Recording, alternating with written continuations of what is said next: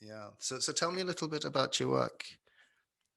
So, I am a psychologist and I'm a psychospiritual teacher. I specialize in merging Islam and psychology to teach courses, programs, retreats, and to create spaces for people where they can come together and come and bring their heart to work on themselves spiritually, but also receive mental and emotional benefits as well. So, I'm really big on a holistic integration of, Islam and psychology and addressing the entire being and not just Mm. your deen is over here and then your spirituality is over here. I mean, your mental health is over here. I look for the Right. connection. Yeah, Mm. this is, I mean, it's very important. Yeah. It, too often I found, I'm sure know this better than I do. Too often, um, the sort of the psychological aspect of one's being is sort of brushed under the rug, right? The sort of Yeah. proverbial carpet. And in the Muslim community, it's very often a case of, oh, well, if you pray and, if Yeah. you do your kind Mhm. of all your practices fine, then you shouldn't have issues. But Yeah. the reality is quite different. I mean, we're physical beings, we're spiritual beings in this kind of physical plane. So World. almost by definition, Yeah. that creates all sorts of issues. And Mhm. I mean, historically, Muslim thinkers were a lot more sophisticated in how they understood the human Yeah. condition. And it's, in my understanding, I think we've, as a community, we've really fallen. We've sort of fallen down, or I'm not sure what the correct expression is, as far Mhm. as really kind of drawing on all the sort of wisdom that's out there and all the knowledge. And there's an Mhm. incredible wealth of knowledge, right? Yeah. It's insane, and one could literally spend maybe 100 lifetimes and not even scratch the surface. Yeah. But do you face any pushback? Have you faced any pushback in your work In at what all? sense? In insofar as this idea of kind of incorporating an Islamic ethos Mm. into um, most probably sort of Western psychological Yeah. paradigms, right? Yeah, I mean, I think alhamdulillah, Allah has definitely facilitated it for me. I can't thank him enough for his help with this work. When I was doing my doctoral research study, I did my research study on an Islamic psychological approach to psychotherapy. Mm, And I was basically researching how Islam can be integrated into a psychotherapy setting and what it works and what is beneficial. And so, of course, my research chair and my institute, primarily non-Muslim, and mm, my professors non-Muslim. So it was like, I mean, I can't even say that there was pushback. It was just because alhamdulillah, I really haven't received that. But I think it was still very new for them, and it was like, mm, what do you mean Islam and psychology? What do you mean Islam mm. and wellness? And so I think that but that for me actually just it challenges me, and I love that. Like, I don't that's not something that really turned me away. I love utilizing education to educate people about Islam, and I think that's also my motive in this work. It's not just for Muslims, it's that Mm. it's also geared to non-Muslims. And I've had non-Muslims also take my courses, and Oh, interesting. I try to speak in a very universal kind of language, while still rooted in Islamic teachings and not compromising, the tradition. But it's important because it's this kind of um, knowledge and speaking to people's hearts and mental and emotional wellness that really can open people's eyes and hearts to the truth, Mm.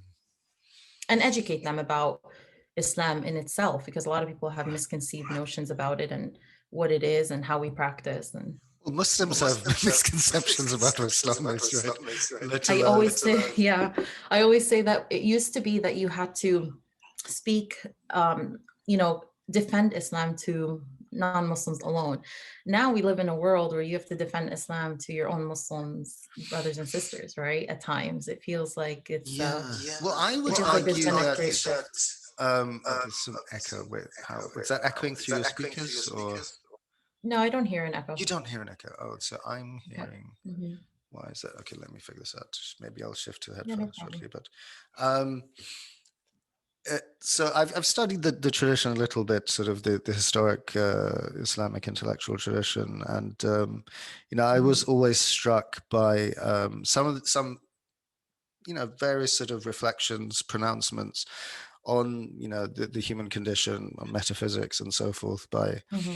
various luminaries, and they, in some cases, they're writing literally centuries ago, right? Centuries ago, 8, 9 centuries ago, 10 centuries ago, and sometimes I would uh, have recourse to sort of think about where we're at as a community in terms of our Hmm. sort of intellectual output, and some of the pronouncements that were made, say, 10 centuries ago, 8 centuries ago, or whenever, Hmm. by these incredible luminaries, which we can still benefit from today, and still are benefiting from today. Yeah. Very often, when we hear some of those pronouncements made today, Muslims very often kind of recall. They're like, wait, that doesn't. I mean, one example comes to mind. Ghazali infamously said, and Iqbal picks this up: "Learn Tawheed from the devil." Which initially sounds, wait, what? And his Well, he's interpretation on was, a different. well, like, and, Yeah. and the interpretation was that, look, the reason why Satan did not bow before God when, rather Yeah. bow before Adam when he was commanded to do so, because he had such perfect tawheed, he Yeah. refused to bow. Right? So Yeah. this is the power of, I mean, Yeah. the But it takes humanities. a whole different level of intelligence to say something like that. Like, Right, and being kind of radical almost. I mean, I don't even necessarily yeah. think he was being radical. He was just being, deeply kind of immersed in tradition. And this is the power of interpretation, right? Right. I think Right. the humanities are so important Yeah. in Like you all needed terms. Imam al-Ghazali to explain. You can't just have that sentence. You needed him to explain what that Right, meant. right, Yeah. Mhm. right. But I guess also it's understood. For example, traditionally it was said that the Quran has 7 levels of interpretation, right? And Mhm. then the sort of the seventh deepest level, that's very, very few. So there are degrees, and so the kind of stereotypical modern fundamentalist Muslim type who kind of has a literal interpretation of the Quran. And, well, this is what the Quran says, don't you see? Well, even a Yeah. literal interpretation or reading is an interpretation. And in order Yeah. to appreciate that, we have to study the humanities. But Yeah. in any Definitely. And I case, think I think that also, there's the tafsir of the Quran that is rooted in like authentic tafsir of what those like the scholars who studied the context of when the mm, verses were revealed. And there's a lot of truth and benefit to knowing that kind of tafsir, right? And the context, the meaning, what the Rasul Sallallahu Alaihi Wasallam meant, the explanation of certain verses in hadith, in the seerah, right? Like for example, we are commanded to pray in the Quran, but it is Prophet Muhammad SAW who taught us how to pray, right? So there are things like that that we have to study, but I also believe there's also the level of your own basira, right? Your own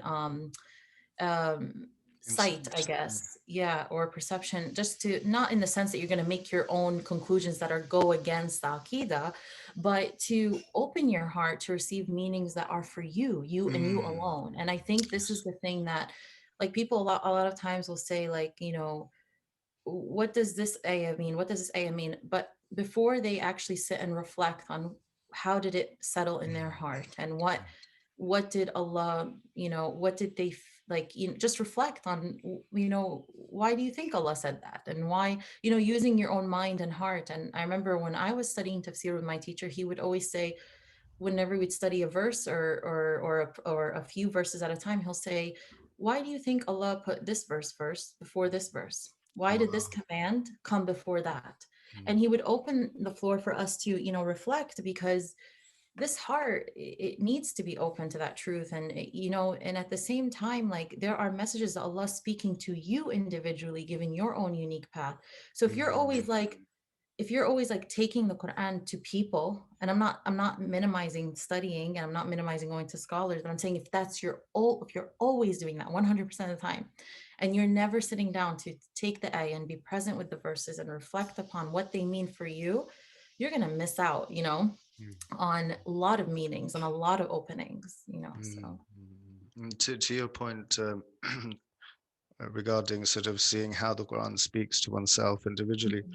I'm Yeah. reminded of Ibn Arabi's at, not only notion, but I guess his sort of teaching that when we recite the Quran, when we're hearing the Quran, to Hmm. imagine, to experience it as though it's being revealed to us in that moment, which is Yeah. again another level of Hmm. understanding. But Yeah. But I really believe in that, like to yeah, read the yeah. Quran as if when you're reading, I actually teach this to students, like, Mm, when you're reading the Quran, to take a moment and close your eyes and just picture Allah is looking at you and Allah is about to speak to you, mm, and one thing I say sometimes, if you're feeling like your heart is constricted before you pick up the Quran, ask Allah to guide you to the verses that are going to speak to your heart and what you're going through in this moment. That way it's like, because it is a book of love. It's like Allah subhanahu wa ta'ala, who would create a book of his words to you in this world if he didn't love us, right? If he didn't want us to have a guide, he wouldn't leave us to ourselves, right? So a lot of us, we look at it as like obligations, right? mm, Okay, I'm reading this to figure out what to do, what's haram, what's halal. mm, No, look at it as Allah speaking to you, to your heart. I heard once that there are three levels of people who read the Quran, and one who believe when they read the Quran. I don't know the evidence of this. I heard it a long time ago, but it always stuck with me. But it was like, if reading there's some people who read the Quran as if it's only for the Prophet Sallallahu Alaihi Wasallam, right?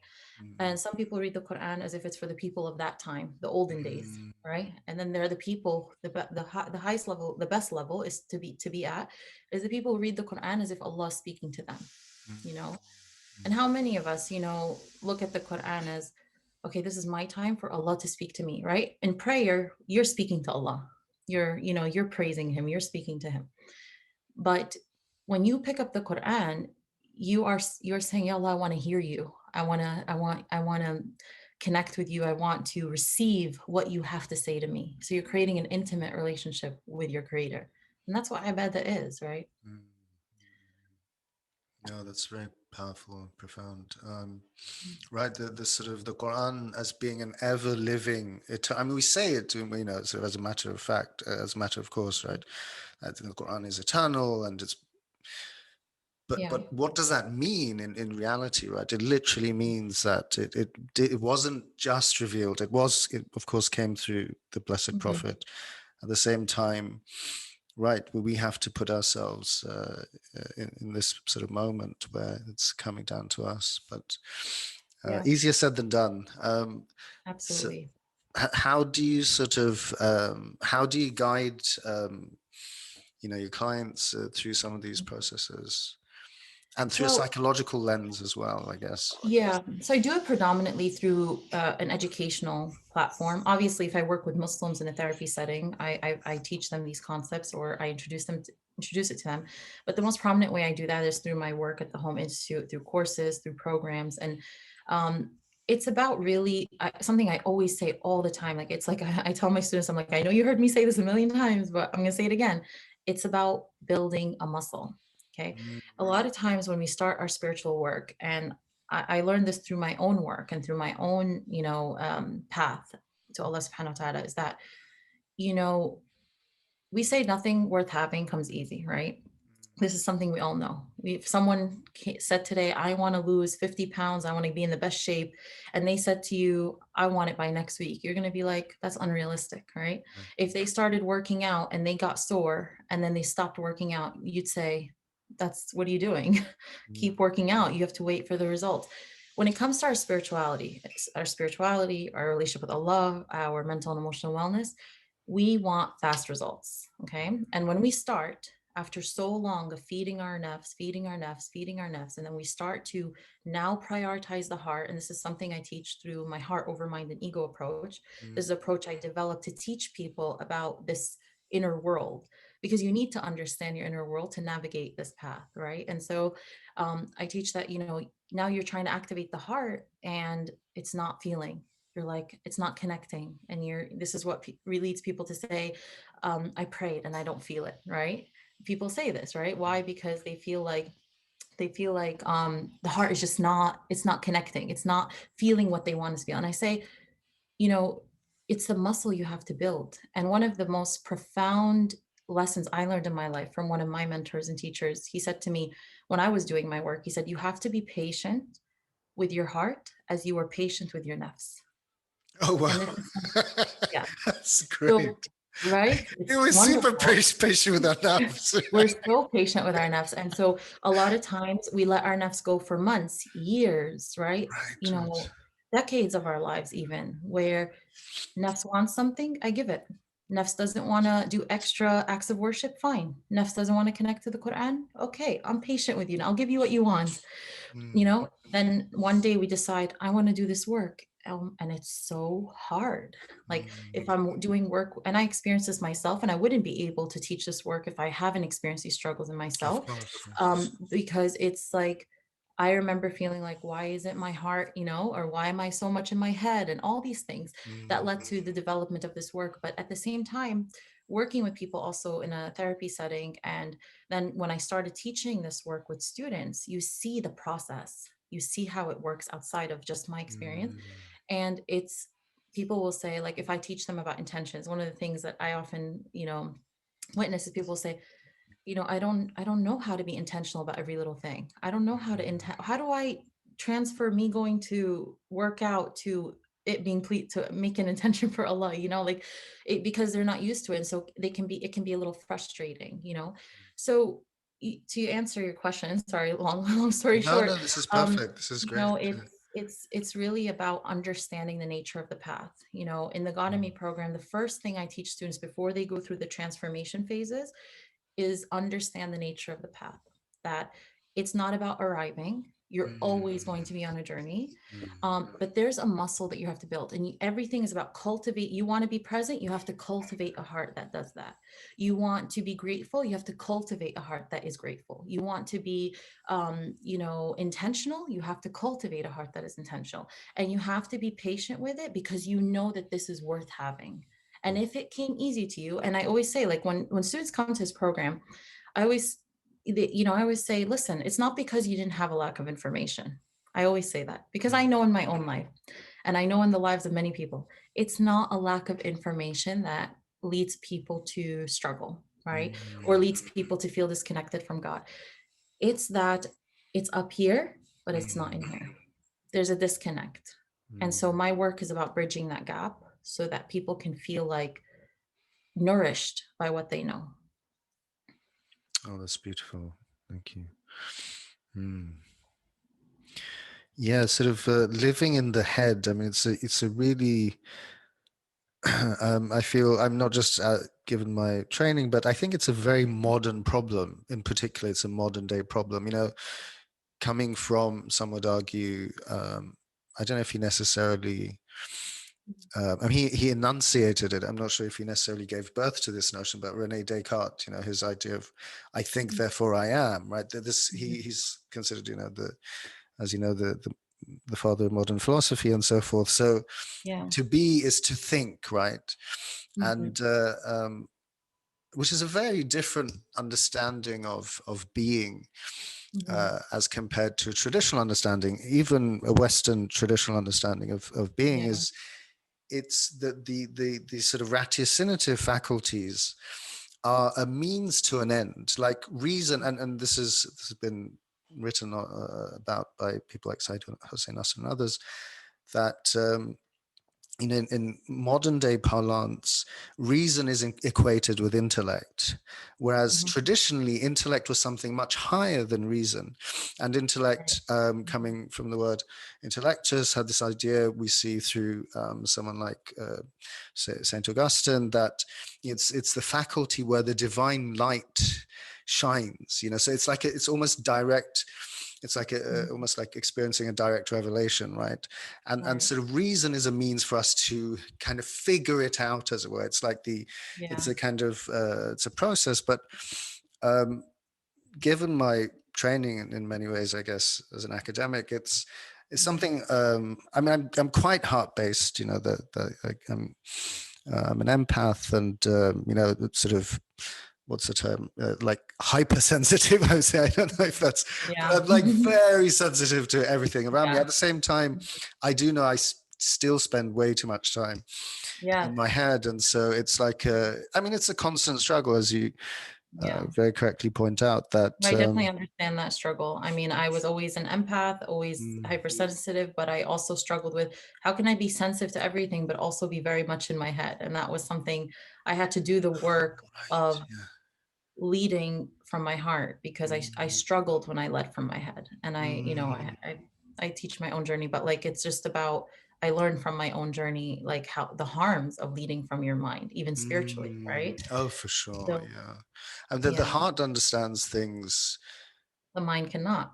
they can't, right? And understands things readily, and I mean, we have terms like intuition. Again, to intuition Yeah, in sort of modern day parlance is kind of yeah, poo-pooed almost. It's like, oh, it's like yeah, it's a not no, but intuition is a deep faculty, right? yeah, Which we have to absolutely. cultivate, and it doesn't happen Mhm. overnight.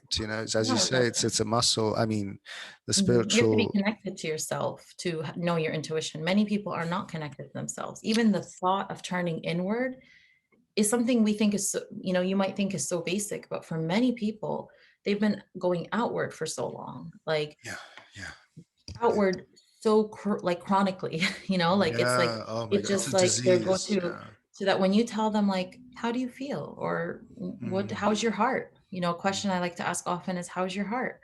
They're like, it's like, "Well, what do you mean by that?" what does that mean? Yeah.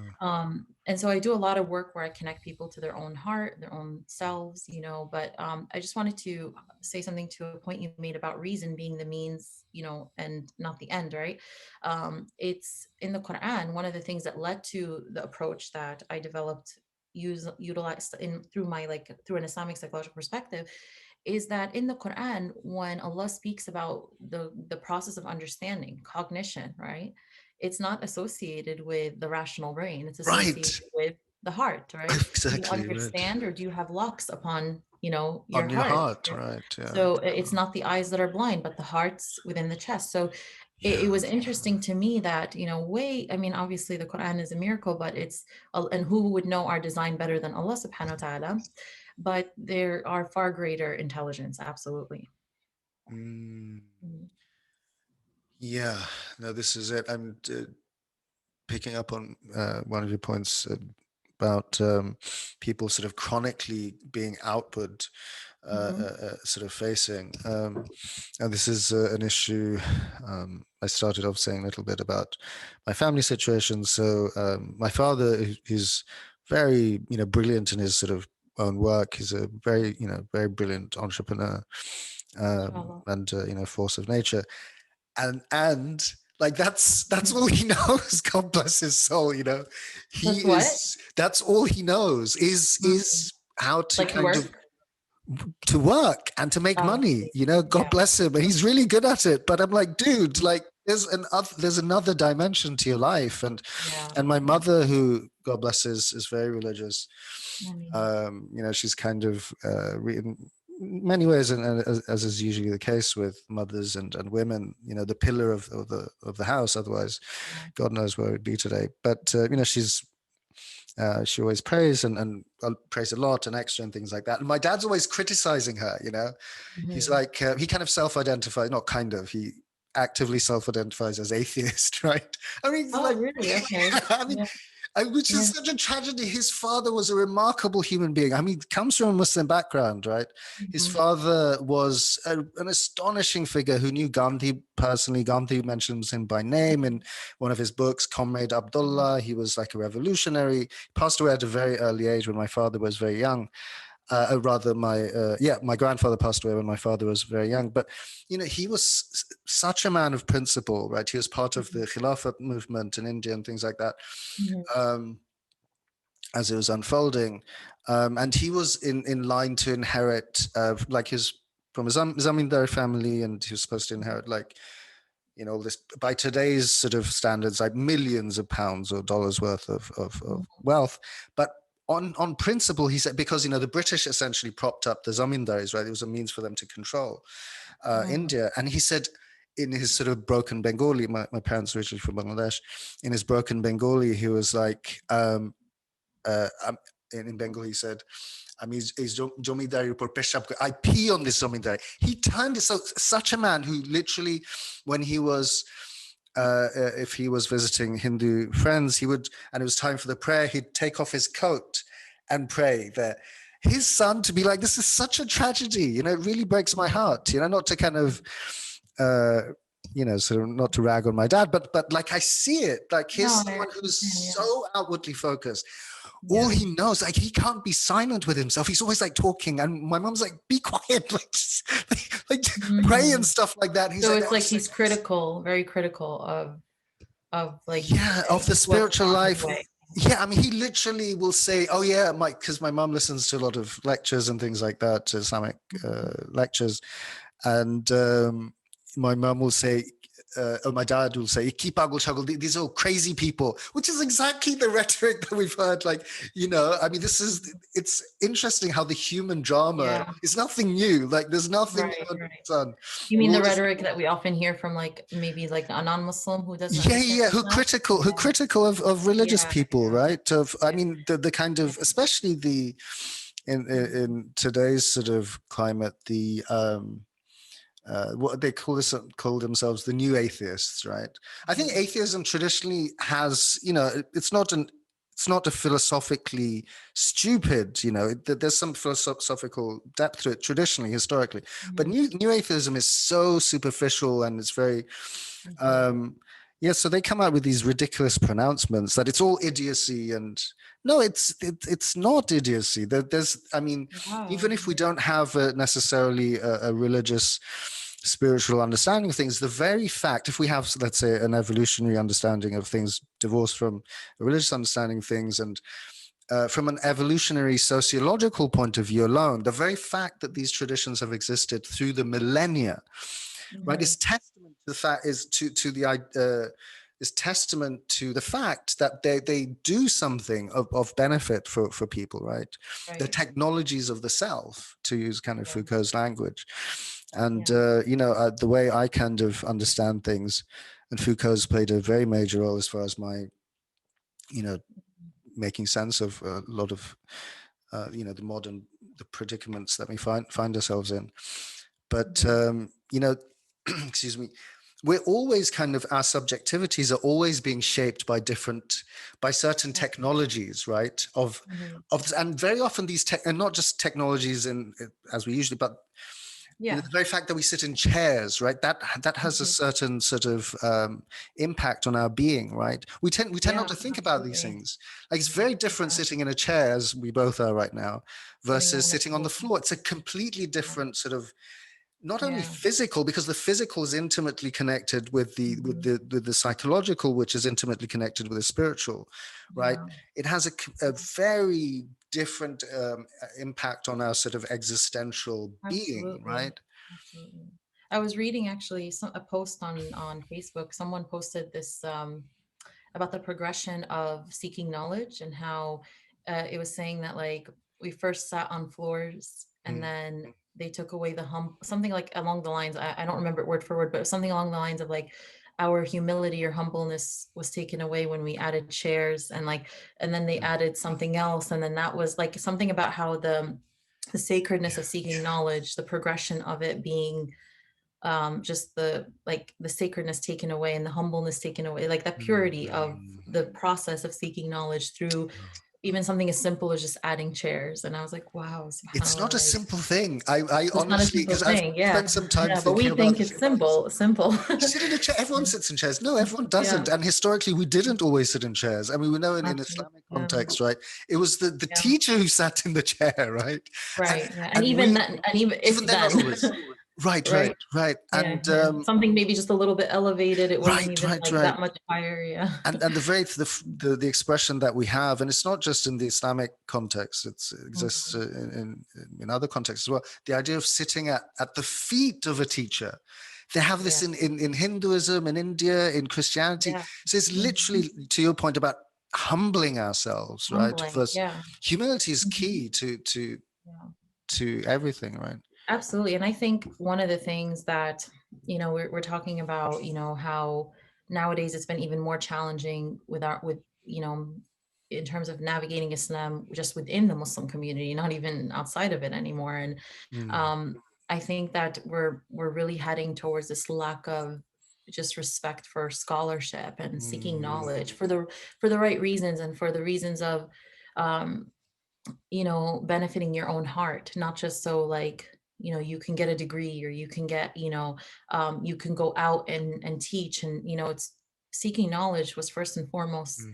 a process for the person's own heart. Like, Yeah. my heart needs this, Mm, and I think that, we're just headed into like something I like. Obviously my work is, or not just my work, I feel like my programming for many years was mm, just looking at things through a psychological lens. And mm, I like to look at spirituality and Islam through a psychological lens. And so one of the things that always I try to analyze, or I try to explore, is just what is happening in the psyche of Muslims, mm. when because you mentioned like humility at the foot of it, at the foot of the teacher. A lot of people look at that now and be like, well, why do we have to do that? And She's a um, human being and I'm a human being, right? That's yeah, like a exactly. standard. But it's not about I think it's we forget that it's respect for what you're receiving, Mm, right? Like, if you 100%. value the knowledge, if you look at seeking knowledge like, I am trying to open my heart to receive Allah's truths, right?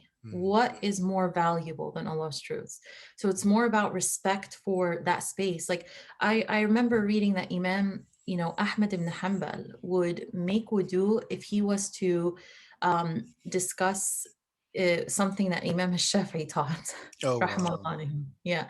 Um, just that reverence for his teacher, and Mm, for, and for passing on what are they preserving? mm, Truth. And I think that it's the disrespect for truth, right? The minimization of truth, mm, that I think is causing these problems, is that we don't see value in truth. We see value in, I have an opinion, let me share it. Let me share a video without authenticate, making sure it's authentic. We live in a world where the value of truth is becoming minimized. And so when we go to these spaces, we have to check ourselves. If we're seeking it for our own self, if we're going to seek knowledge to promote ourselves, or to just go for the purpose of like, I got to seek knowledge, so I get a degree, I got to seek knowledge so I could go teach and be, no, it's going to change your attitude. Then you're going to be like, well, why do I need to sit down? But if you understand that you're going now to receive Allah's truths from people who preserved it, it's like, even if, subhanallah, even if that person might not be the best for person, right? Like, might not be, Allahu alam, yeah, you yeah. still have respect for that knowledge. And I remember Mm, when I learned about the story of the companion, Salman al-Faris. I always, is it Ibn al-Faris, or I think Salman Al-Farsi, yeah, al-Faris. yeah, Yeah. yeah. Yeah, and he had a whole journey of seeking knowledge before he Mm, met the Rasul sallallahu alaihi mm, wasallam, and he didn't know he was going to meet the Rasul sallallahu mm, alaihi wasallam. But he came from a people who did not worship Allah subhanahu wa ta'ala. He came from a family that did not worship Allah. I believe they worshipped fire. But the point is that at the time, the people who had Tawheed and were teaching true monotheism were slowly dying, like withering away, meaning there mm, were very few people left who were true believers in essence, right? Like, even if they were, mm, we call them Christian at the time, they were still true, mm, like true believers. They believed in the same message that Muhammad alayhi salam came with, right? Prophet Muhammad. So at the time, he started searching he started searching for the person that was a true believer and was teaching this tawheed, this monotheism. And he found this one person, but this person ended up being corrupt. He was actually a corrupt person. mm, Did Salman al-Faris leave him right away? mm, No, he no, stuck with him until he was able to go to the next person. mm, mm. And I think why? Because it was about what? The knowledge. The It was about knowledge, the yeah. sacredness of the knowledge. Mm, Now, for us, a lot of times we forget we're seeking the person, not the knowledge. We're seeking yeah. there's so many things that go into this. Yeah. Yeah, no, it's a big problem. No, and that what you just described really Mhm. speaks to so much of what I mean, not only the Muslim, I mean, sticking with the Muslim community for now is going through, right? It's well, and knowledge for knowledge's sake, that was recognized throughout Islamic, through the entire length of Yeah. Islamic history, that Yeah. knowledge in and of itself was a great thing. You It was know, an honor. it Yeah. was an honor, right? People did made so much sacrifice just to learn, right? I To and know. And oh my gosh, absolutely. And just, and not even to teach, just like I want yeah, to be a student of knowledge. Like, yeah, you know, if you look at the story of Imam Ahmed and how much Imam Ahmed ibn Hanbal and how his mother, you know, invested in just him. They weren't wealthy people, and she was a mm, single mother. And um, mm, may Allah be pleased with them. And the sacrifices she made so her son could study, you know wow, what I mean? She didn't even want him working, you know, because she didn't wow, want it to take away from his studies. The sacrifices that people make. Nowadays, you hear people's parents saying, no, don't go study, go be a doctor instead if a person yeah, child has, right? But yeah, yeah, they valued what?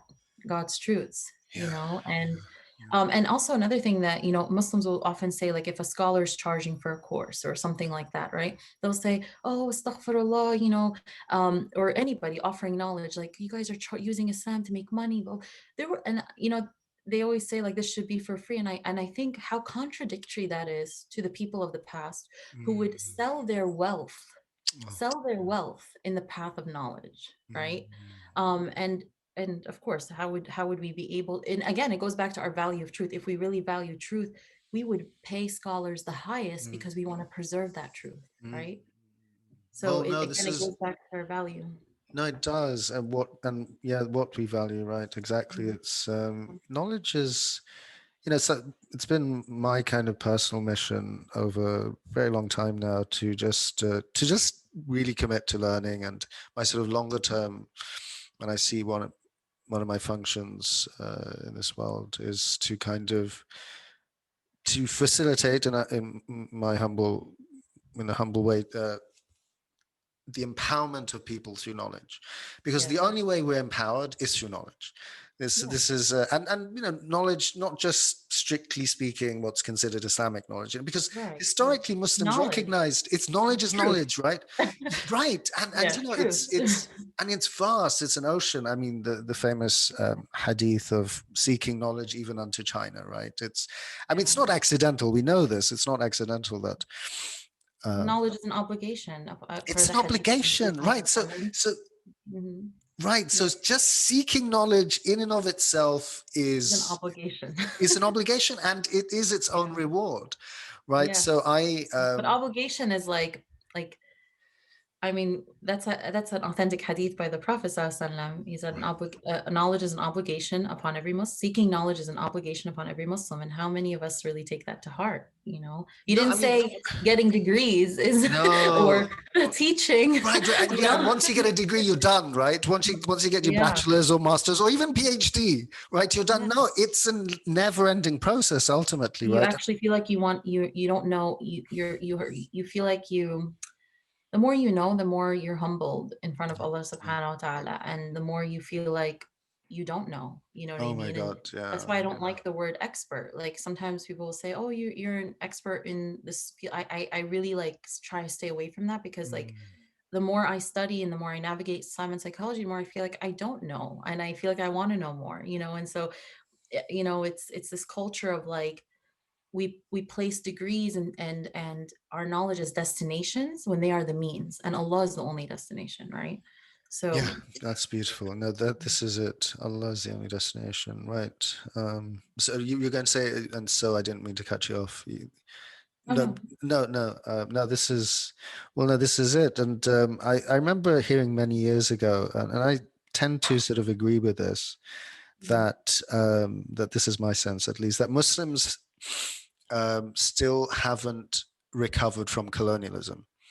Mhm. And you know, I sort of think I wonder to what extent we know this through psychological literature, of course, that Mhm. trauma is passed down through the generations, right? So, how Absolutely. much of Mhm. the trauma inflicted on uh, the Islamic world through colonialism, how much of that trauma has continued to be Yeah. passed down? How much Mhm. of that are we inheriting, and completely unconsciously, of course? And to what extent are we doing the obligatory work, right? It's obligatory on us to, I mean, the way I understand it, like self-healing, to use this kind of Yeah. modern sort of phraseology, self-healing is really what it's about. Because in order to know God, in order to be good, in order to even learn in a healthful way, like we have to be as whole as we can be. It's a process. It's as Right. you know as well as I do, that it doesn't happen overnight, and certainly it does. One doesn't come to a certain point and say, "Well, I'm done. I'm done being self-healed." Mhm. Like, so it happens throughout our lives. So, right, it's because again, as the Buddhists rightly say, um, to live is to suffer, right? It's Yeah. because it's, again, we are spirits. We're sort of something which is from God, which is infinite, and not infinite. We come from the infinite, but Right. there's an eternality to the soul We and to the spirit. transcend this space, this Right, physical and space. but we're placed in this physical body which is limited, so it's almost by definition that we're going to suffer, right? So how Yeah. do we heal? So I mean, all of which is to kind of bring me to the question that I wanted to ask you, which is, what are your thoughts on the issue of trauma, collective trauma in the Muslim Yeah. psyche? A lot of um, say the issue of inferiority complex is a huge issue Mhm. in the I was Muslim just gonna community, say right? inferiority complex. Oh, Yeah. you were just going to say it. Yeah, yeah, it's vis-a-vis. Inferiority complex when you're Yeah, talking about colonialism, and I'm yeah, thinking of how many of us feel lesser than, yeah, in yeah. the West, especially. And yeah, I mean, there's so much to say here. It's such an important topic. First and foremost, I definitely do believe that there is such a thing as, generational trauma, and that trauma can be passed down. And that there are many generations that, in families that didn't do the work, right? And so that just got passed down and layers got added onto that. And that's why we say, doing this work, inner work, is the most important work you can do on yourself, and it's powerful. One thing I often say is that if I would diagnose the Muslim Ummah as a whole with a psychological disorder, I would diagnose the Ummah with depression as a Oh, whole. wow. I love that. And I'll Yeah, tell yeah. you, I mean, I don't love yeah, that we have depression, but I love that diagnosis. That's huh? perfect. Yeah, say a little more. Yeah. What'd you say? I'm sorry, you don't know what? No, no, no. I was saying I think I started off by saying I love that, but then I did. I don't love that we're depressed, but I love the Oh, diagnosis. Yeah, yeah, that's yeah. perfect. Yeah, I know, but it's I obviously, there's an individual diagnosis you give a person, but I look at like the as one body, as the Rasul said, Yeah. right? Oh, yeah. Of So if I course. could Yeah. diagnose Mm, this this one body, the signs that kept speaking to me was, as an this one body, we are depressed. I'll tell you one example why I think we're depressed. yeah. We often live in the past. And one of the Mm. symptoms of depression is that a person will always be in the past. Oh my God! Wow. Yeah. Yeah. So a lot of Yeah. times, anxiety is more rooted in like thoughts about the future, what's going to Yeah. happen Yeah. in Yeah. 2 years. Yeah. Depression has a lot to do with, oh, the good old days, what could have, should have, and Yeah. we, and almost like the past is put on this, like, it's almost like what is good has already passed. Mm, Depressed people don't really see hope in the future. mm, They feel like what is good has already gone, mm, right? mm, mm. As an ummah, we are like that, right? Oh And my we God! say things, we 100%. say Yeah. things like, yeah, we say things like when you were talking about like, what the early scholars brought intellectually, right, to the world, right? So much so that, we wouldn't even have, I'm sure you know this, we wouldn't even have the Renaissance period without Oh, the played a golden age huge of role. Islam, Yeah, right? huge You role. wouldn't have um, the progression of medicine without Mm. scholar like Ibn Sina or Well, Ibn Avicenna, Sina right? was studied even up until a little over 100 years ago in the West. I mean, his Yeah, they Qanun. used it for medicine, right? Oh They my used it. God! It was one of the canon, or al-Qanun in Qanun, yeah, Arabic, what a phenomenal intellect! Like right? incomprehensible. I mean, literally, how did Powerful, these people do what they did, right? But anyway, I don't right? live in the past, but I want Yeah, to. but that's the thing. Yeah. That's the thing. Like when people say, um, we always say, oh, the time of the early scholars, the time of Mm, Imam al-Ghazali, the time of the golden age of mm, Islam. mm, And when I was starting out and I was still in college and I was thinking about how I can contribute, mm. that made me feel like, does that mean we can't contribute? Right, right, right. Obviously, I'm not saying, we're gonna maybe be at that caliber. I'm gonna be, you know what I mean? Like But we should be. We should. I'm not trying to No, beat no, them, but we should aspire to be. Why but we not? should, but it's not even about Yeah. competing True, true, or true. like, Yeah, it's not even, it's about, no, but yeah, what did those people do? They thought about, how can I contribute? yeah, What did Allah put within me that can yeah. allow me to contribute? Mm, And so, but we're met with a lot of like, oh man, that intellectual time, the good old days, mm, like as if like we can't create you know contributions like that anymore. So that's a mm, sign of like, we think what is best or what is good has gone. Obviously they're on a different level. Obviously that time was a purer time.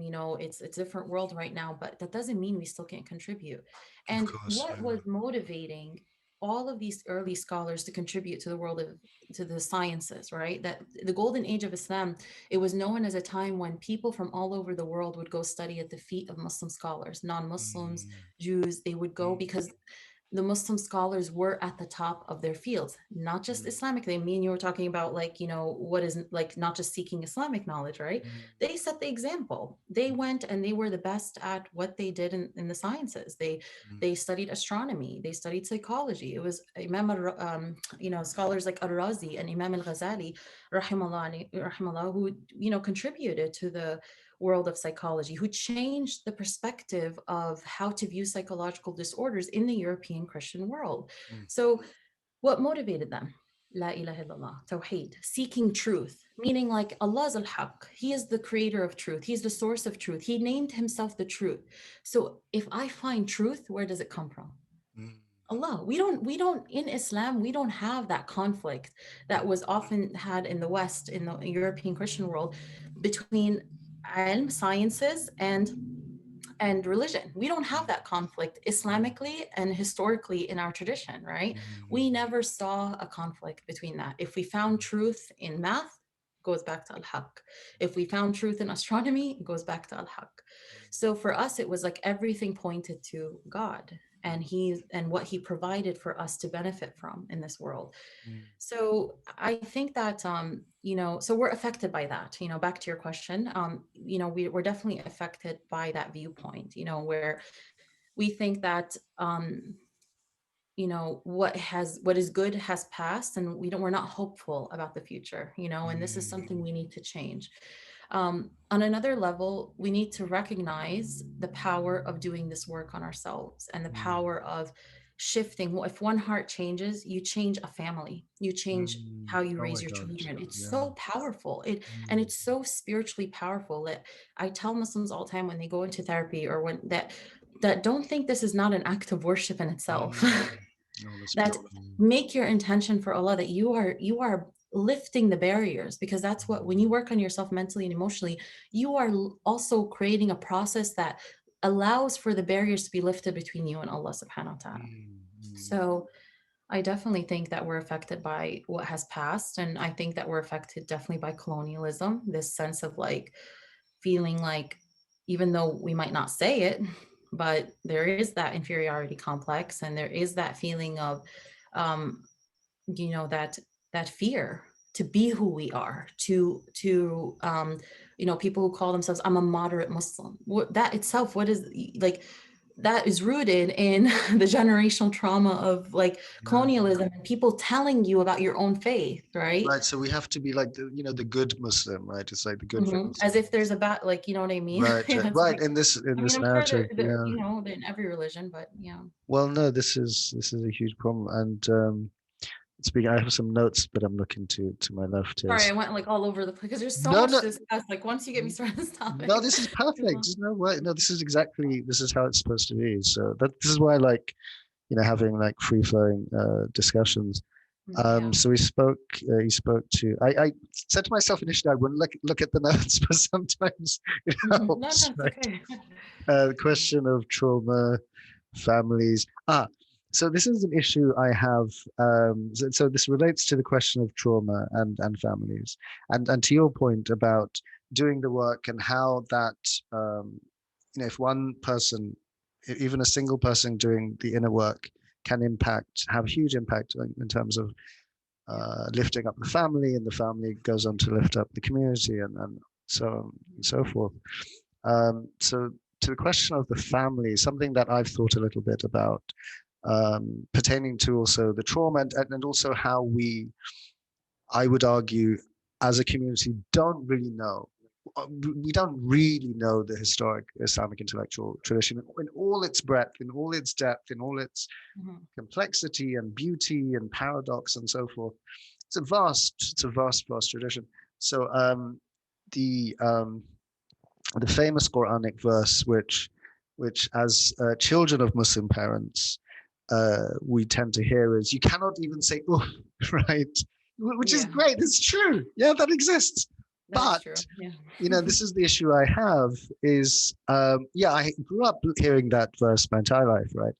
But no one ever told me that, what, it was Prophet Abraham, right, who Ibrahim alayhi salam, who when the command comes to him from God, right, because a prophet's dream is revelation, right, Mhm. that you must sacrifice your son. He Mhm. goes and he asks his son, "What do you Mhm. think?" He asks him Mhm. for his opinion, and his son, I mean, according to traditional scholars, is between 9 and 13. He's a child, right? And then the child, by today's standards, I mean, he himself is a prophet, but he says, well, do what you see, do what Right. God has commanded you. But that's the model, right? The model is not the children have to respect the parents, end of story. No, the And parents have to yeah, start by respecting the children. And I really love, absolutely. to just very quickly finish the thought, related to this. I'm sure you know her. She's, I think, a towering force of nature, and is only going to get more and more famous. Dr. Shefali Sabari. Doctor. Dr. Shefali Sabari, Tsabary. Do check her out if you haven't come across her Yeah, yet.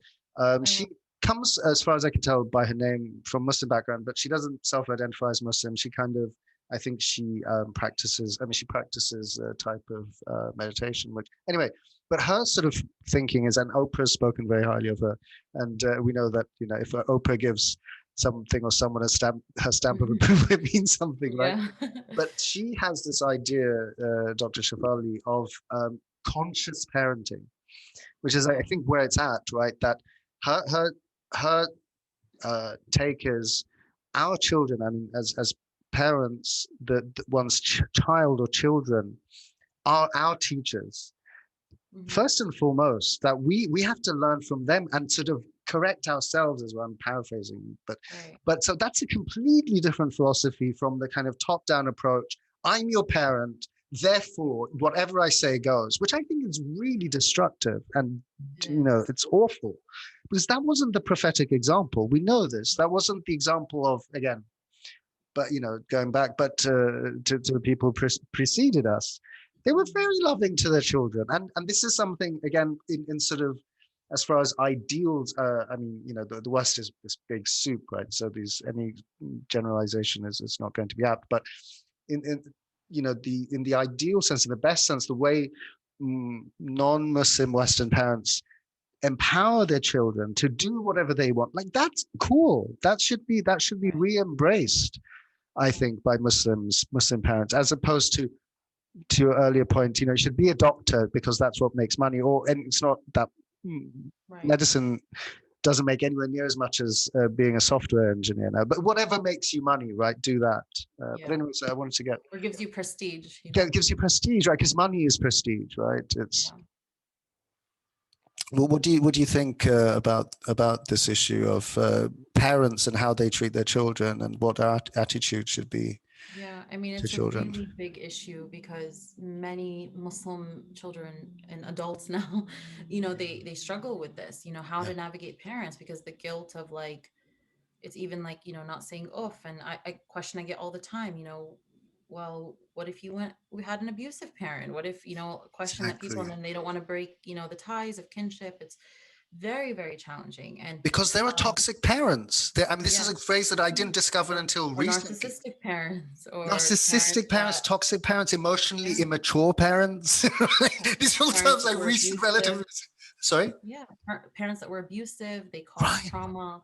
Oh my God. They Yeah. were verbally abusive, physically abusive. I mean, Sexually, um, God knows. Yeah. Yeah. yes, Yeah. yes, and it's horrific. And then all the child feels is, but I have to, you know, like the guilt that goes into, like, Mm. say like they spoke up for themselves against a Mm. verbally abusive parent, and it's like, oh well, now I said more than off.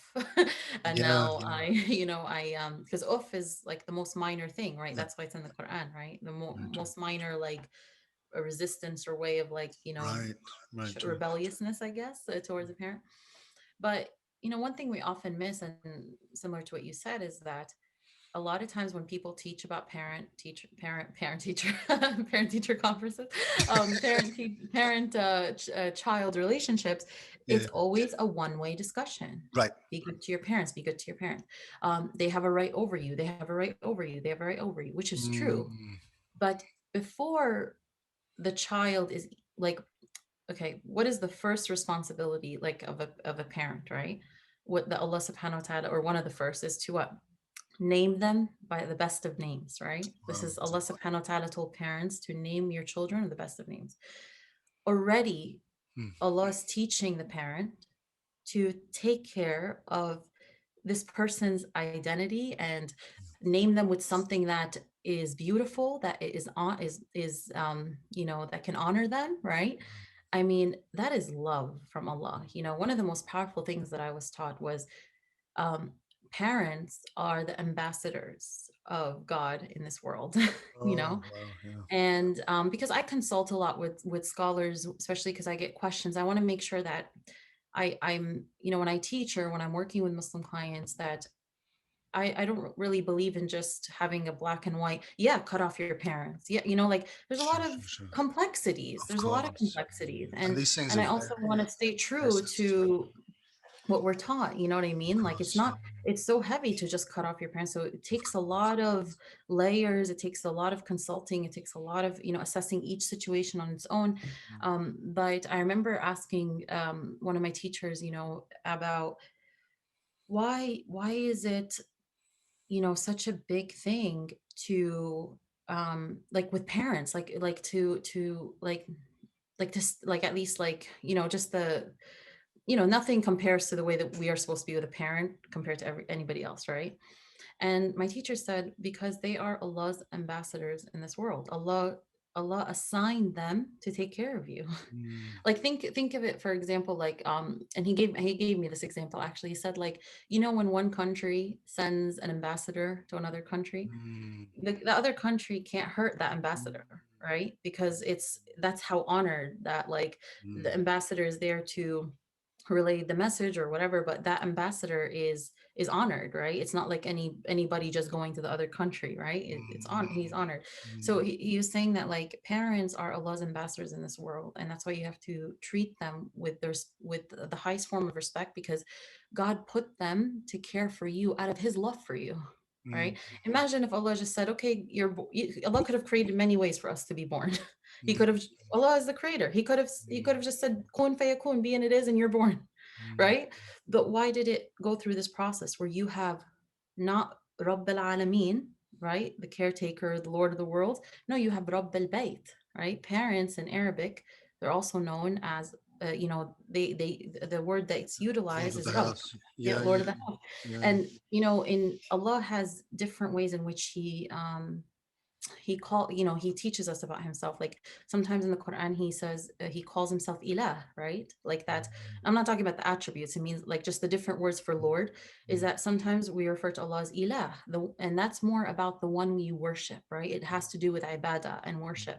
But Rabb is like, it's more of like the caretaking qualities, the one who rears you, the one who takes care of you, the one who provides for you, right?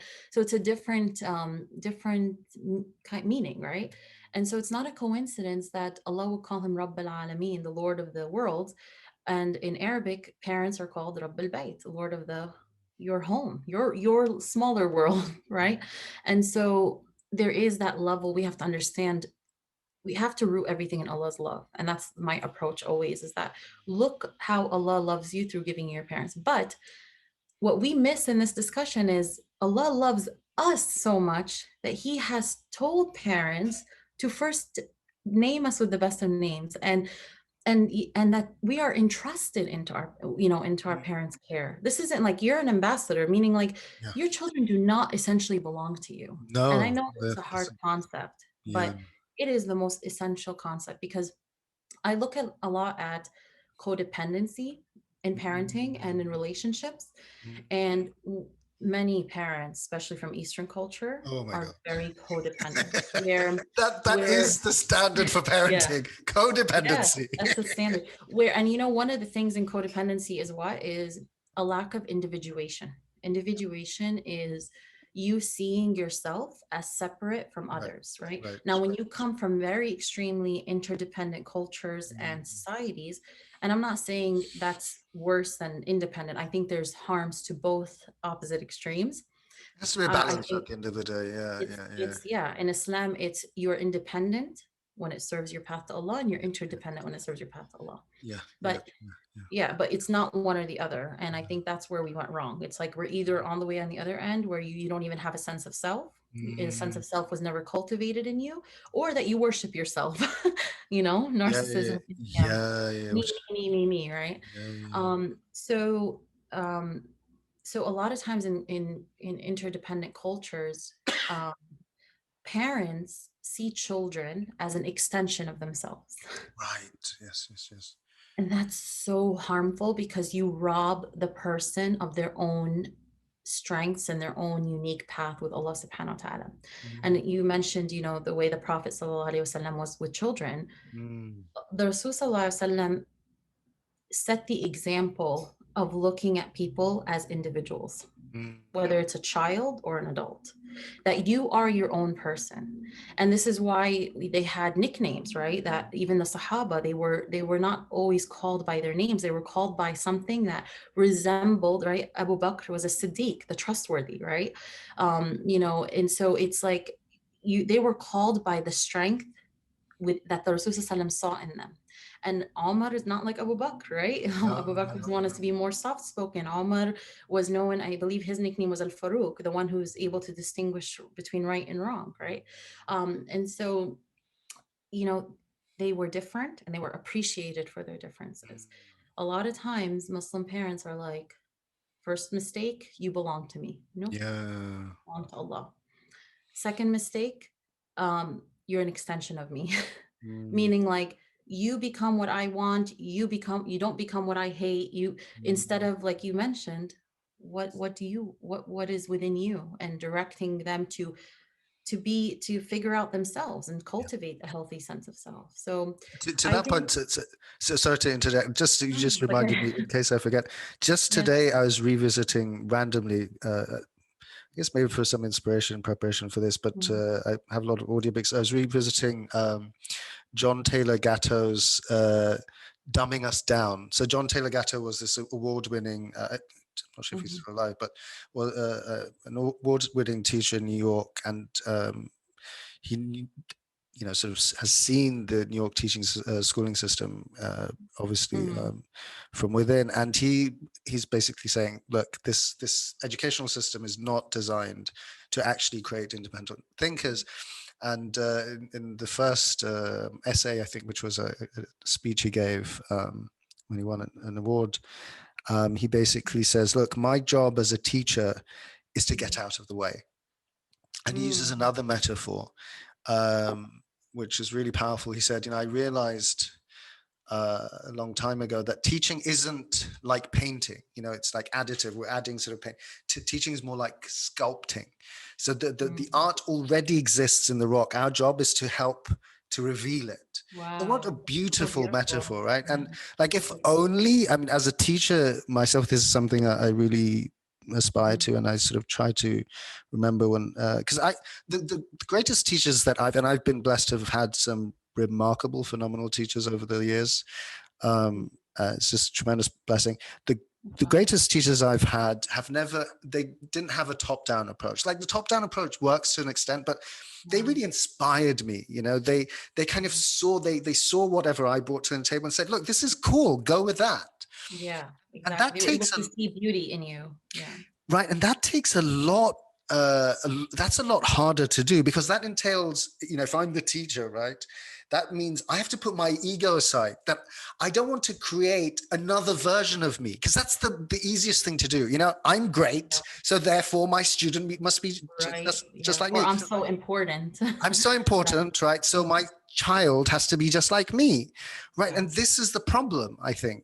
It's an ego thing, Absolutely. like to going back to, Oh, it's such right? ego work for sure. Ego work all the way. And I think we have that problem in our Muslim communities, right? Where we don't know how to empower people for who they are, Yeah, for what they can bring, whether if they work for our organization, right? Like unfortunately, me and another Muslim colleague were talking about this, that we felt most empowered by non-Muslim supervisors, yeah. right? Why is And it was that? and it were the non-Muslim supervisors that it wasn't about them. It was about what they can bring out of me. And Yes, it was the Muslim supervisors that didn't pay as much attention to what I could bring. They paid more attention to what they wanted. how we can build their organization Oh my up, and God. and they're and almost like in the sense of like you're no longer and once you show anything interest in anything other than their agenda, you can easily be like not important to them Oh anymore. my And I God. know many people who went through this with Muslim organizations, and I've heard I hate to see horrific that because I'm sure there stories. are good Muslim organizations No, who but do this this. is, I mean, I've heard horrific stories, like from pretty big names, like well Yeah. known names, and they're horror stories. I'm sorry, if these big names that everyone is looking up to and holding up an example, if they're doing this crap, like, forget Yeah. about everyone else, Yeah. right? Yeah. And exactly, I mean, about I mean, speaking from a student's point of view, as a lifelong student, but also through my PhD process, like my teachers, the ones that I really appreciated and learned the most from, they empowered me and they sort of encouraged me to do my own thing, Yeah. but they guided me according to whatever guidance. They Absolutely. weren't easy. I mean, I did my PhD at Columbia. It wasn't a joke, but Mhm. and they were women. Like this is Mhm. my two main advisors. The person I started with, Rachel McDermott, who I later, I mean, I didn't replace her. My research interests shifted Mhm. significantly, so she stayed on the committee, and later Catherine Pratt Ewing, two brilliant professors.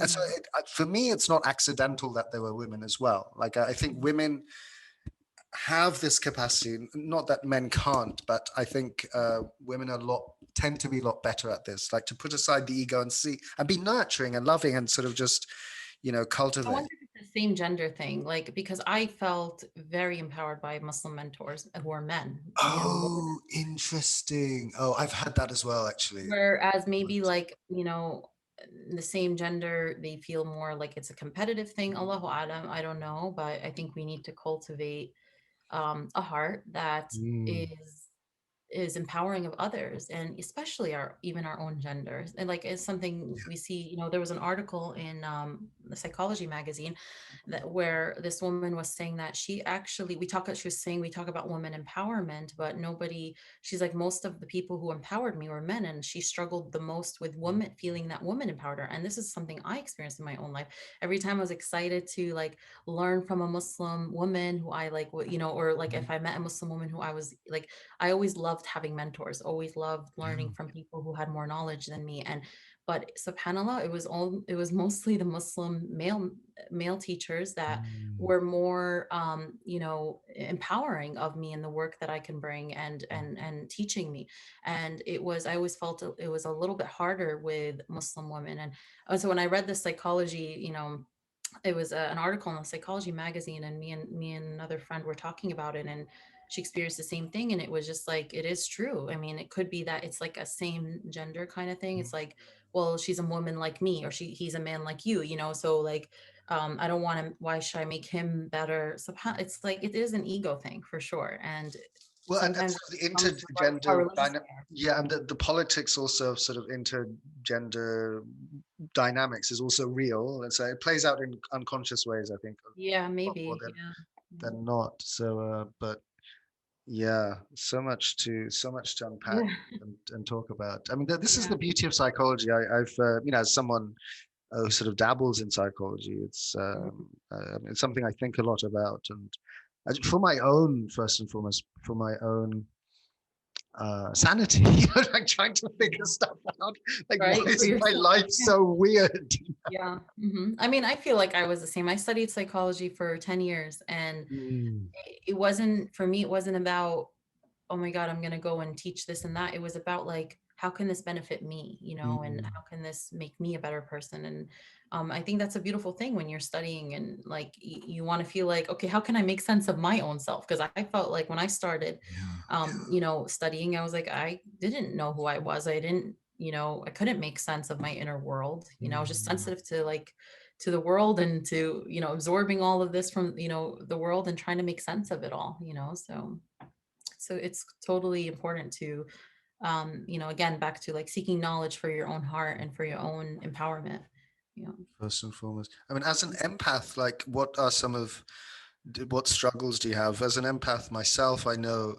I mean, you know, occasionally coach people, and that's something I've kind of dedicated some energy into, as far as, you know, getting some tools, some intellectual Mhm. tools in that regard. And one thing I've noticed is, and it's something I've struggled with over the years, and I have some ideas about how to deal with this, but you probably know where I'm going, is sort of picking up on people's energies, and sort of like, Yeah. how do I, A challenge and a blessing and a challenge. it's a blessing, right? Because it's a blessing in that I can really feel what, you know, I that this is the power of being an empath, right? Is I can feel what they're feeling, and Mhm. um, I, I, I, I'm quite good, alhamdulillah, at this point, at sort of feeling into people, right? I have a good Yeah. feel for people, but then the struggle is that, you know, sometimes there are certain energies that I don't necessarily want. You know, if someone has great energy, that's amazing, right? It's like, oh my God, I'm going to bathe in Right. that, It right? like brings you to life. Yeah. Yeah, You're like, right. But "Oh, sometimes, you amazing." know, Yeah. people are a mix. We're all,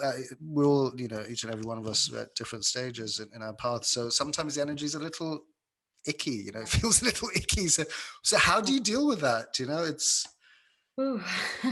I always say I'm grateful to be an empath. I didn't even know I was an empath. I just knew like I felt too much. I mm, remember growing up and telling my mother like, um, this world is just too much. Like I would say those words to her. wow, subhanAllah. That's Um, my experience of life. Yeah, it's like yeah, so much energy. it's like being connected to it all at once. And Yeah. I remember this moment in my life where I was young, and I told my mother, like, I just feel like this world is too much for my heart sometimes, Oh wow. um How old and were you when you said this? That's profound. and maybe high school, Oh but wow. Oh, yeah, mashallah. So you're very high school. connected. And then I Yeah. remember definitely saying it throughout college as I got, older Mm. and stuff. Um And what but would it your mum say when you said that? My mother, honestly, she would listen, and she would Yeah. say, it's okay, and try. She would always try to tell me to monitor how much I was like connected to, especially especially when, when social, like, news and things like Mm, that, because I remember, like, I was always learning, and mm, I mm. wanted to know about things going on. Back then I had less, I was, I guess, less limiting of what I absorbed, or less conscious of what I was absorbing. And so, and even And your just when mum I, strikes me as someone who's very loving, and she has yeah, a lot of yeah, love. And I mean, I saw a picture that you yeah, God posted bless her. recently. Yeah, God yeah. bless her, yeah. Yeah, alhamdulillah, she is very loving, and she held the space for my sensitivity, and Mm. I could just cry thinking about that. Yeah, she did. Oh, And so, that's beautiful. That's such alhamdulillah, a gift. Yeah, it is. It such a really blessing. is. And he taught me how to hold a space for what people brought as well. Like, if Yeah. my mother was a type, like, as a child, if I like came and said something to her, even though it was something that maybe she doesn't like, or she might upset her, she still like held a space for that. And she Oh wow. still, Yeah. and my mother, not to say she's perfect, of course, no parent is perfect, right? But but she that is, and I say that because a lot of times people perfectionize parents, and And me and my mother had a lot of, discussions over the years about our own relationship and Mm. difficult ones as well, so just like to be realistic. I don't like to So, paint. so you did occasionally say "oof." Yes. Alhamdulillah, she forgave me those times Well, I it's said, normal. It's part of growing up, right? Like we have oh my ideals and God. then there are realities, right? The ideal is Yeah, never and say our "oof." parents The are reality is we'll say imperfect. "oof" and say sorry at the same time, Yes, right? exactly. But she also taught me about forgiveness and about Mm, the mercy of Allah, because she always forgave all her mm, children for their mm. mistakes. And How Allah, many siblings do you have? when I read that Allah subhanahu wa ta'ala is Mm. when I read that Allah subhanahu wa ta'ala is more merciful towards, towards us than a mother is to her child, and my mom Oh would my forgive God. me. Yeah. I think, oh my God, then imagine Allah's mercy. But my point is that, when I was back to like your point about empath, being an empath, like when I was navigating it, it was first it was identifying it, like it Mm. was actually realizing, because growing up, when you're sensitive and you don't know it, or you're just, your heart feels like it's like on a platter, you don't know it, you have to identify it, you just feel like sometimes just so vulnerable to it all, and you feel like, is it just me, like in back, like, also this terminology is becoming more frequent Widely now. known. Yeah, yeah, Back yeah. then, nobody, if I said I was an empath in college, right, it'd be like, I Yeah. would have, like, it's like almost like you must be like, Weirder. I don't know, a hippie or someone in the desert, like doing a dance or something. I don't know. But yeah, so like I think it was just identifying it, and Mm, not feeling shame because of that, because that's that's a good. huge thing. We Mm, live in a world where people like almost pride themselves on um being like not showing emotion, like people, mm, it's almost like strength is not crying, mm, strength is, and this is the thing, people carry their traumas and their ability to have went through trauma, and their like, and their ability to be strong according to their perception of strong, is almost like a badge of honor, right? And for me, like, I actually, like, it was a progression of letting myself be okay with crying. Before, like, years ago, I used to not let myself cry in front of certain people, and or, just be very selective, and mm. so I had to kind of just own that who I was, and to let go of that shame around it, because the world we live in makes sensitive people feel shame. She's a good person, but I remember her saying, like, you know, oh, you're so sensitive, Yeah, like yeah, there's yeah. That's the her telling worst thing to say to an empath. You're too sensitive. The number of times, like if I got a penny, I yeah, mean, I'd probably have a few yeah, thousand pennies at this point. That I've mhm, been called "you're too sensitive." I'm like, yeah, yes, this is how yeah. I'm wired. Like, have you met Mhm. me? Yeah, I mean, I and she was can't trying help to it. compare I just, like sensitivity, as if like there she was saying, she was trying to say that I'm more sensitive than her, yeah.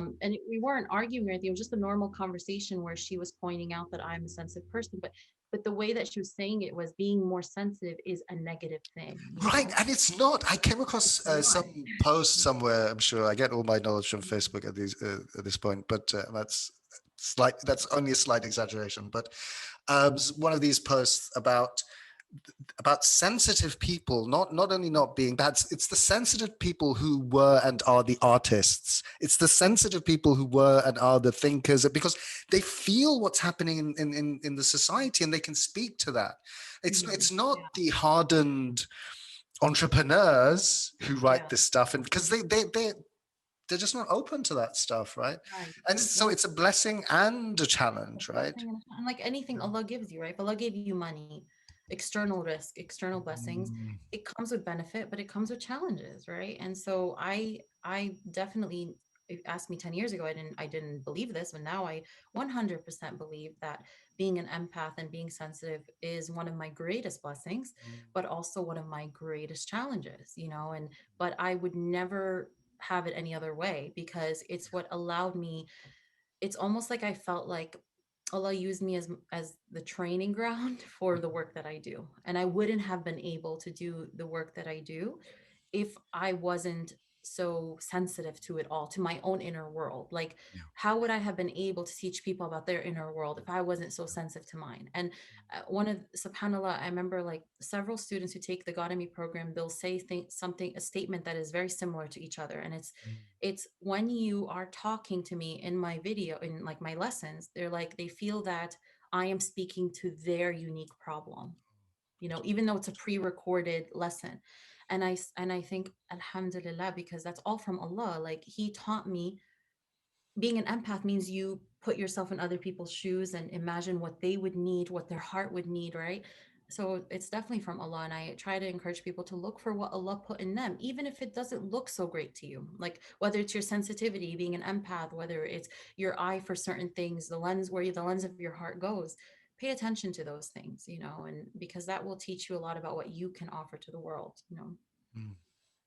No, this is so true. So yeah, so important. And strange times. We're living in very, very strange times, of Mhm. course. And we'll wrap up soon because we could talk, I'm sure, Yeah, this is a lot of deep. I just saw the time. I'm like an hour and a half. I was like, wow, I didn't even feel that. Yeah, it's a lot of great topics though. But yeah, we could and definitely. important topics, I think. But I mean, I wanted to touch a little bit only because there's no not talking about it, especially given that you're a Mhm. psychologist. Is what we're going through today, the just the circumstances globally with lockdown and so forth, the Yeah. toll it's having on people's Mhm.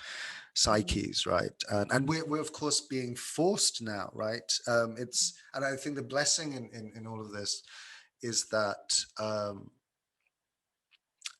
God is forcing us to go within. Before it was like optional, right? So someone, Yeah. a friend of mine recently was like, "Oh, but it's a luxury." I was like, "No, it's a luxury that we can't do without." Like, oh, because I mentioned, Plato famously said, the unexamined life is not worth living." And my Mhm. friend responded, she's a family friend. She was like, "Oh, that's a luxury." I said, it's a luxury we can't do without because if we don't know what's within, then we're a big mess. So, and I think COVID is the circumstances globally around this are forcing us to go within, and many of us are struggling, right? Many of us are not, as you said earlier on. Many of us we're not used to going within. Many of us we are not comfortable being with ourselves.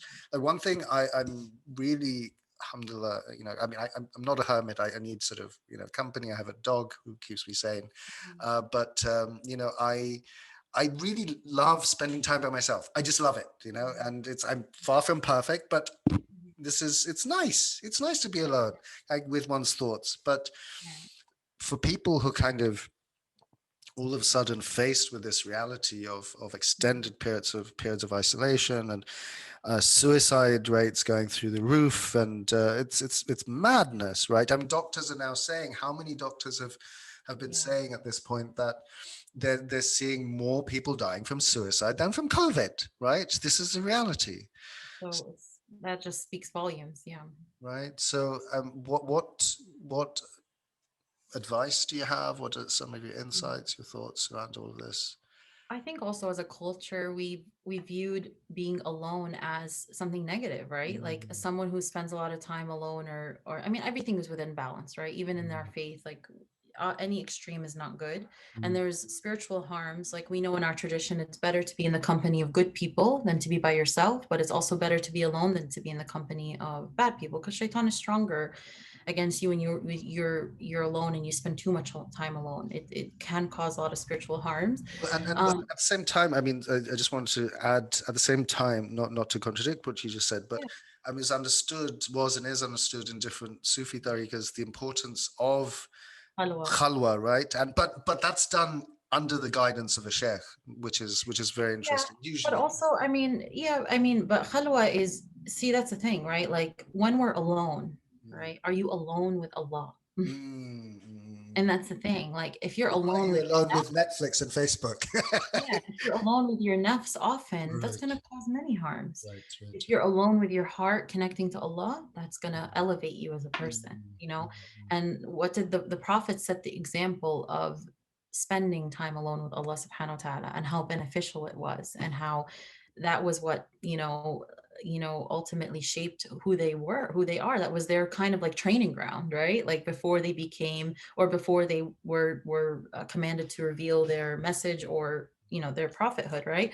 So it does have its benefits. And I think as a culture, We look down upon people that like, where maybe we think like they're loners, or they're like people sometimes look at introverts as less, like something's wrong with them as opposed to extroverts, Yeah, right? like they're not intelligent or something, right? This is such, it's a culture that's so They're not obsessed with extroversion, right? And I'm like an between. extroverted introvert.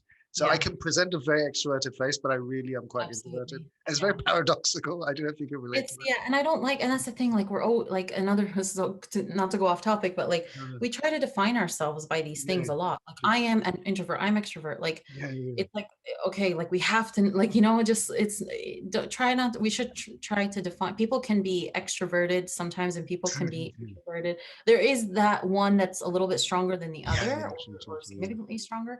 Yeah. I always say I'm extroverted with those I'm close to, and those I feel Mm, safe around, and those I mm, feel, I know well, and are close to me. But I'm introverted in the sense I'm more reserved, when I'm mm, like, when I'm just meeting people and stuff like that. But, mm, and that still has nothing, and introvert sometimes are associated with not being friendly. You could be introverted, reserved, but still very friendly.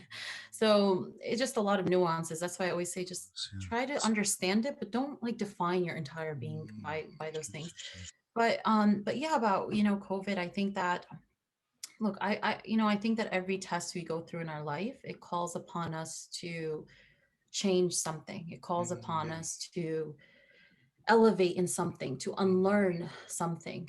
When you go through a test, it causes you to when you go through difficult times, right?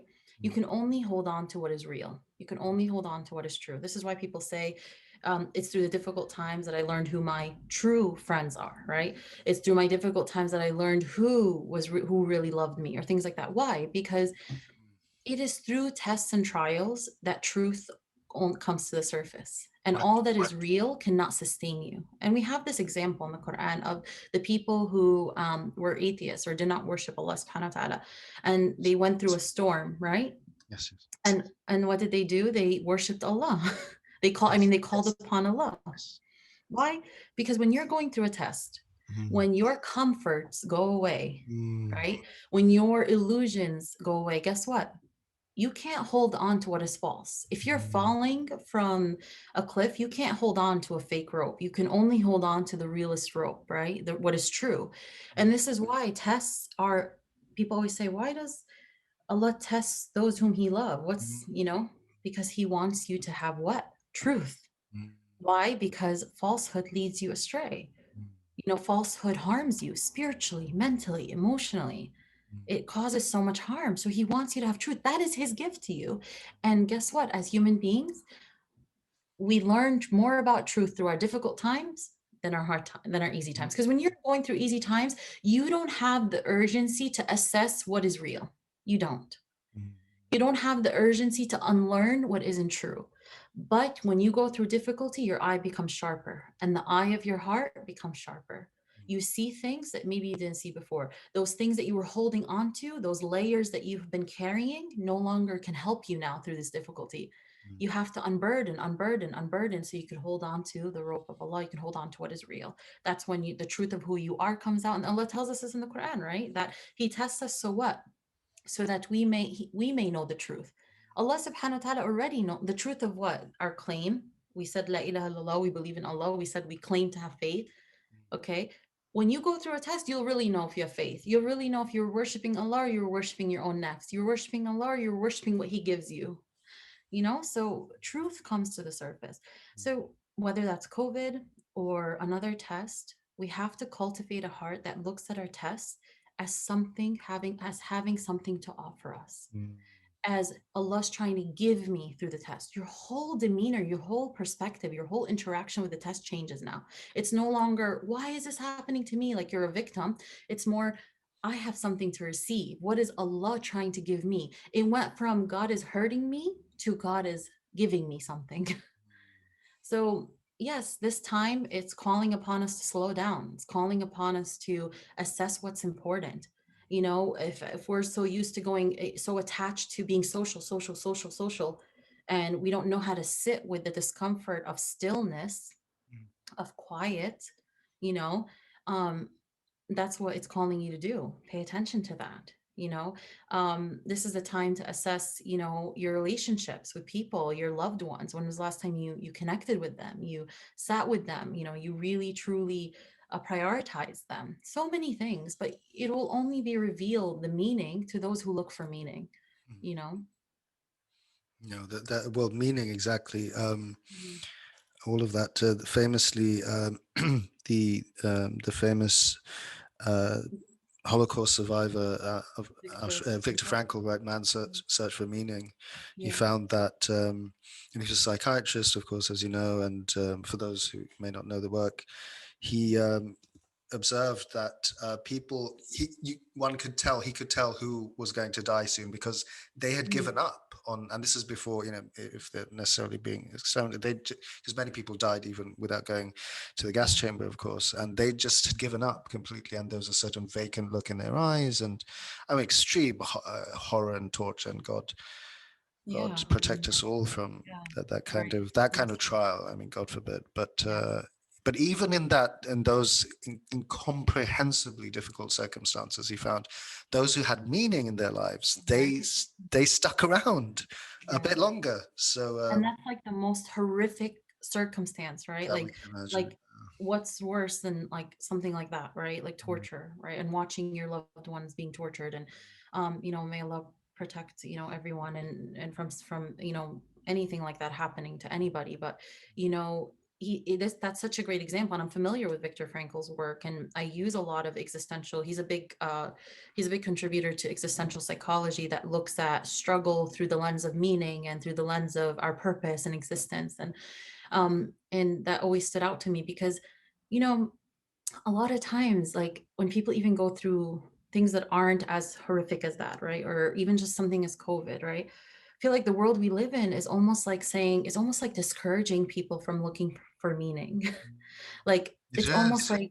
like I saw posts about like um almost like, you know how people are saying this is a time to turn inward, this is a time to do things that maybe you weren't. So you'll see posts counteracting that, like saying like, no, don't feel bad if you don't do this. Or I understand it because they don't, All like, right. you don't want to shame people, Right, obviously. right, right, right, But I also feel like we need to encourage each other to look for meaning, because that's what Viktor Frankl saw was so powerful in the survivors, right? Of such a horrific thing is looking for meaning. And so many things. I mean, there's so many cases like this. I've read stories of people who were you know, innocently imprisoned, and you know what got them through that is looking for meaning, you know, and looking for Allah subhanahu wa ta'ala in those situations. And what does Allah do for us, right, through his entire teaching and rahmah for us, except help us look for meaning everywhere. You go, a thorn pricks you, there's meaning in that, right? We know that not a thorn pricks the believer except what, that his sins are expiated, right? So it's everything. You leave an argument for the sake of Allah, that's a reward for you in Jannah, right? You There's just everything. He has given us meaning for everything. So I always say, you know, of course, like, not the like, Allah knows our psychology. He knows what we need. He knows how to help us get through this path, you know. But we're the ones who arrogantly think we know better. Yeah. yeah. Or yeah, we know better, or that there is no meaning, right? That Or there's it's no meaning. that Yeah. life is meaningless, and it's all. I think Yeah. Nietzsche famously said it's an elegant dance to nowhere, right? But I mean, the reality is we are meaning-making creatures. We We're are. the only creature that we know of, right, that actually understands the world through stories, right? And stories are never literal, right? I mean, I mean, we started off talking about the Quran, and God says in the Quran that He teaches us through parables and stories because this is how we learn, right? So it's not accidental that it throughout all of human history and all the traditions we learn Yeah. through myths. And so the Yeah. modern kind of um, the modern sort of idiotic what is it? the new atheist stance is, oh, it's all myth, it's all BS. No, Right. mythology has deep truth in it. This is why it's been passed down Mhm. through the centuries. So it's our task to relate back to that, right? Why is it that one of the most sort of omnipresent modern day myths in Western and our global in the global psyche is Star Wars, right? Because it's a modern myth. I mean, it was based famously. What's his um what's I don't the watch Star Wars, but so I know of Star oh, Wars. you never watched it. Oh, that's good. You know, I'm not sure you're But I missing. know of it. I know of it. I I don't mean, live under. I personally think it's slightly overrated. That's like really blasphemous for someone to say, but I think it's slightly overrated. But nevertheless, But I'm sure but there's meaning in it that well, makes well. it. So I mean, right. I was just going to say that George Lucas, the original sort of writer director, he derived from what's the famous Campbell, the author of Hero with a Thousand Masks, and the famous mythologist, right? Joseph Campbell. So he Okay. kind of he derived consciously from this idea that, Mhm. and he has this notion of the hero's journey. Campbell, sort of, who was a mythologist, a comparative mythologist, he looked at. I mean, contemporary academics kind of criticize him a little bit. I think there's some truth to there, to be honest, to what Campbell is saying. But Campbell found that the myths tended to follow a certain pattern. That the hero goes out.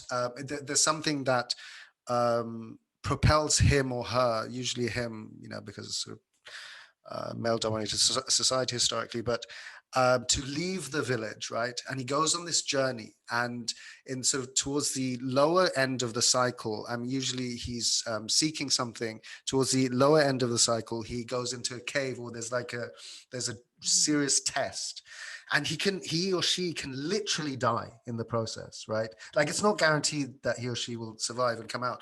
And symbolically, very often the hero has to slay like a dragon or some mythical creature, right? Some Mhm. ferocious creature. And if he succeeds in slaying the dragon, then he comes back with Mhm. some gifts, right? And then he Yeah. can return to the village, or Yeah. she, with the gift, and he's the hero returning with Redemption. right. I mean, in Yeah. many ways, this is the prophet story, right? In many ways, the prophet. I mean, it's more complex than Oh, that, you but mean coming back from Medina to Mecca? Yeah. Yeah. but also, I mean, the prophet literally goes into a cave, right? And it's Yes. right, but in any There's case, so much meaning in yeah, stories and looking, and this is why we have the example of the cedar, right? It's right, like, and the Sahaba and the companions, it's right, to right, be like, okay, there were people who went through this and went through that, and we can relate to it. yeah, Um, yeah.